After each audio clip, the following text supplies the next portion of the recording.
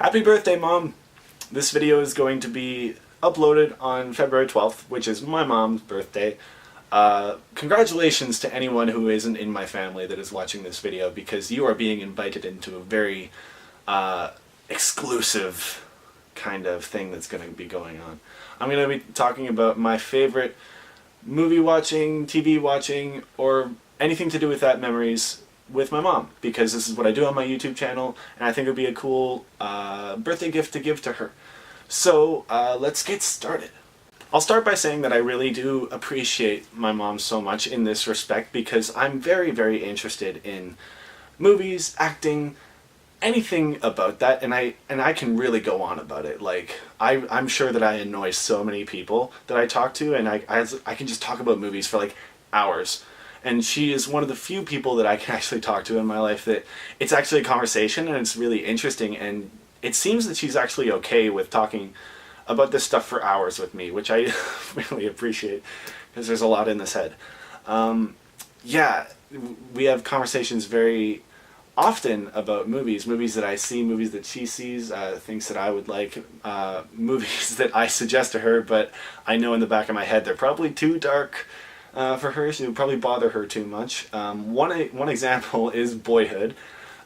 Boyhood, I think, is maybe a little bit too real, because the relationship between the mom and the son in that movie, it's a good relationship in the movie, and it's also kind of really similar to my relationship with my mom. And there's, of course, that monologue at the end that's one of the best acted monologues I've ever seen, from Patricia Arquette as the mom, and it really explains motherhood very well, and I don't think that my mom could handle that, because it's so true. I mean, I think, of course, it would be like this really cathartic and positive thing for her, but like, it would produce tears. So I've always kind of said to her, yeah, watch it, but like, be careful. Like, you got to devote yourself to that, and you got to make sure that you're going to be okay, and you're not going to do anything else that day. If you guys have been paying attention to my channel for a while, you know that a couple of months ago, I guess, I did a review called 5 Things That You Should Love Where the Wild Things Are. And of course that was one of her favorite books to read to me when I was really young. So she watched that video and she was really inspired to watch the movie, and after that we had a really interesting conversation about that movie and what it means to have that childhood, the emotions associated with childhood. Yeah, that's one of the reasons my mom is super cool, because these are the conversations that I love having. I love watching a movie, then talking about what's going on with the movie, and she's one of the best people to talk to about it. So thank you, Mom. Probably the easiest memory that I have of any watching experience that I have with my mom is when we watched all 6 seasons of Lost on Netflix in, I don't know, how long did we do it? We did it in a couple months, like at most 2 months or something. We watched all 6 seasons. We got addicted to Lost when I was in like grade 11, so I guess I was 16.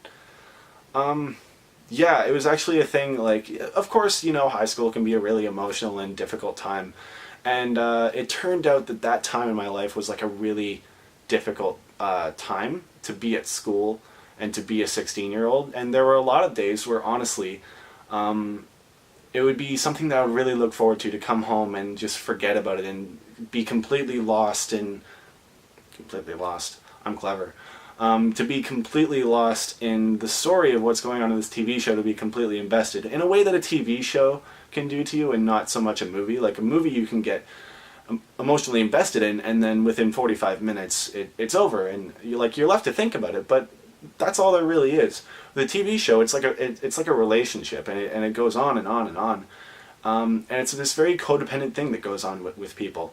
And I was really glad to have that experience and have it with my mom, who, like, in a way, it was kind of like a this might sound like a weird thing to say. In a way, it was like a surrogacy of support. I don't know if she knew that I was having a tough time. She probably did. She reads me like a book. But like, it was probably just this really soothing thing for her too, to know that this is helping, and that it's not so much just really confronting a problem, it's just not paying too much attention from it and taking a break from it. that's something that I've always appreciated about my mom. Like if I really need to talk about something, we'll talk about it. But sometimes it's even more soothing to just talk a couple hours about nonsense about movies. Honestly, that's kind of why I obsess about movies so much, because if I didn't, I would be in my head going crazy all the time because there's so much to think about. That's one of the things I love about movies, and I think my mom understands that about me, and I think she understands that maybe about herself too. I think that's something that she's into. Also, something that I really appreciate is that my mom and I have really similar taste in movies, other than really dark stuff.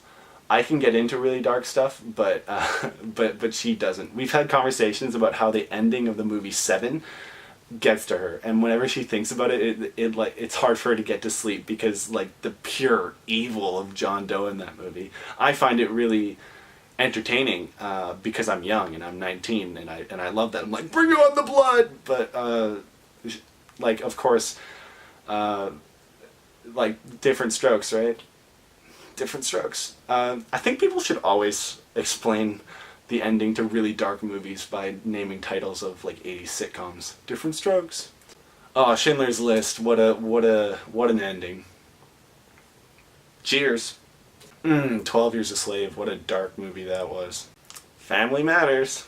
Anywho's, you get the gist. My mom is great. She watches movies with me, talks about movies with me, and kind of feeds this obsession of mine, which I think is a thing that all good moms do, in a healthy way, of course. They just like really feed the obsession of their child, unless it's an unhealthy obsession, like crack cocaine or something. Sorry for that. Yeah, okay, I mean, one last time. Happy birthday, Mom. Have a great day. See you soon.